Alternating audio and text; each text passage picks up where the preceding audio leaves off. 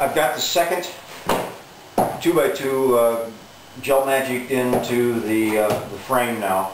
Once I get the first one in, remember we had the big straight edge with the pencil bobs hanging off and measured from an equal distance from a known spot, which would be this 4-foot station cut line that we put in on both sides, equal distance from the transom. We got our hole squared up.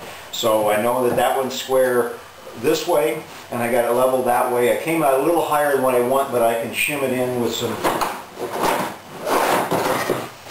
1/8" plywood that I got left over. I'll put shim in to balance it both out, but I'm looking for square. You can do whatever you want. Boats never set level in the water anyway, depending on whether you have gear or people or what, or how you set in a boat. It's always going to be at some attitude, not necessarily straight on the water line or level or what. So as long as you get within reason, don't fret a whole lot that things are not quite the way they should be. But I found too that sometimes to keep your clamps from sticking to the woodwork, is to get some, cut out some little squares of visqueen and use them as clamps. Also, once I knew that this one was in, I used some other 1x stock and some clamps in order to measure out my 12 inches from outside edge to outside edge. And it also keeps them square. It doesn't let the 2x2s rotate, so I can take those off. And so now those in. I'm going to come back a little bit later. I've got some gaps on this forward one. When even I make mistakes. When I put the 2x2 in to cut it out and measure it, I had it setting the head. Didn't have the notch cut in it, and I had it setting the head, and I measured everything out with little baselines and set it in. I said, oh Christ, you know, it's 1/2 inch back. The boat gets wider, so I had gaps on both sides. But I'm not going to worry about that. I've got it gel magicked in place now. I had a couple screws on each end to hold it in place along with my flat clamps. And any gaps that I have now, I'm going to mix up some easy fillet in the bag and just squeeze it in and use the putty knife to fill in the hole. And then we're good to go. It'll be a nice strong joint glued in tight, and it's not going to fail on you. Because we're going to have some plywood pieces coming in about here. I'll probably leave about a 10-inch gap between these little side tanks with a hatch in them. I ordered some hatches from Chuck down at Duckworks here a couple days ago, so they'll be coming in pretty soon, and we'll get in to making those, and then we'll go on to the bow and stern seat once I get a couple other things done. Something else that I have to do in order for the plan sets for you is to take my measurements off. I'm way behind on my drawings, and one of these days I'm going to have to slow down boat construction to pick up on the drawings to even be close to having them done when the boat is launched. So I've got to figure that out. And when I take a measurement on these, you know, if you get a set of plans or any of my plans, I'm going to be using the dimension for the longest point.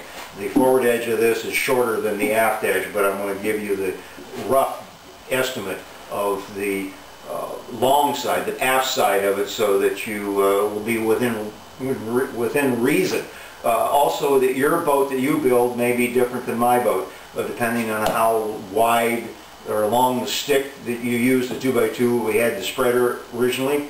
There's a lot of variables in here. I can give you the measurements that are close, but they will not be, they could be, but they most likely will not be quite exact as what this one is. But they should be close. And always remember that when you're doing any kind of boat plan, that the designer tries to be accurate, but variability comes into a boat from the time you lay it on the plywood on your workbench until the time you get around to assembling it all into a boat shape. So this thing probably looks like a real Rube Goldberg setup here. I've got my cross rails for the 2x2s for the center seat finished. So now I've got some extra 8-foot 2x2s. Make sure they're straight. Clamped down. Everything's level. Boat's still level. I've got another shorter piece back here, a 2x2 left over from one of the middle seat cutouts. I've got my big straight piece of oak up here with my pencil bobs measured out equally from a known distance. There's a cut station right here that I measured off of equally on both sides, so that I know that this is leading edge, or this leading edge right here, is 3 feet ahead of the stern. So, and I've got this clamp in here to give us some support, to keep these ones going 4 1/2 from sagging. And I've got everything clamped in place and measured, and I've got some little wings out here to extend the top width out, and they're falling over. So everything's still level, so now I'm going to take my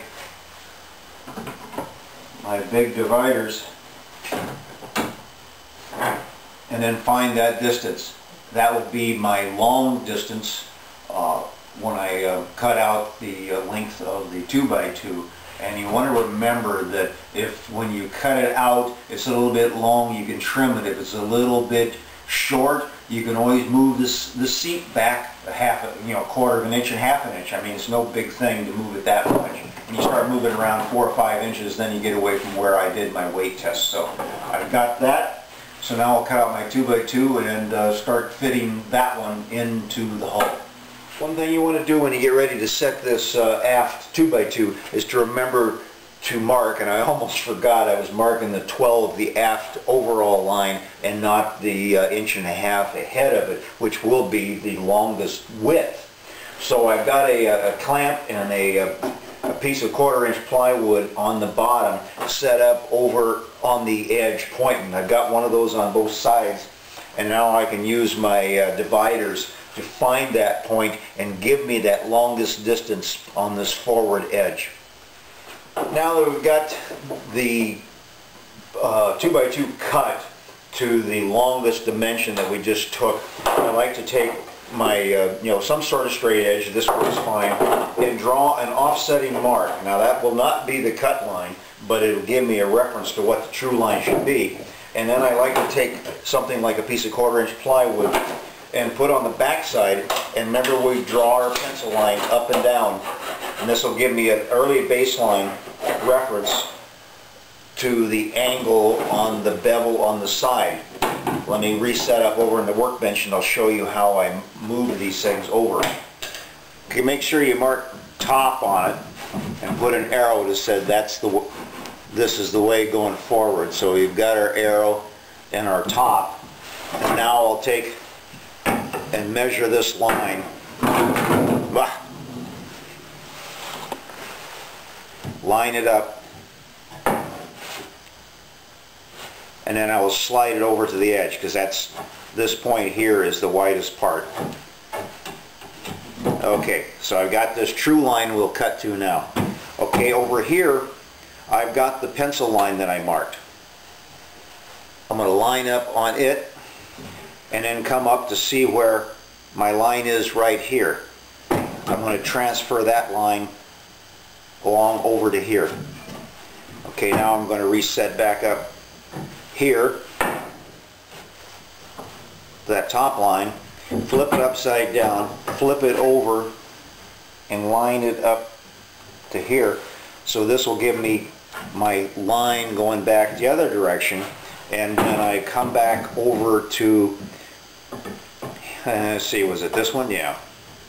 This one here, and then flip it over the other direction and line it up.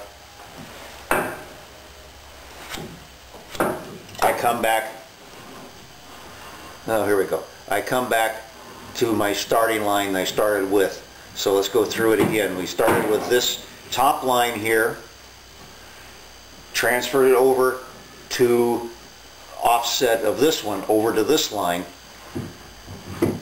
recaptured the top line for here to match up with that line, took the other line again and matched it up, and we come back out at the point again.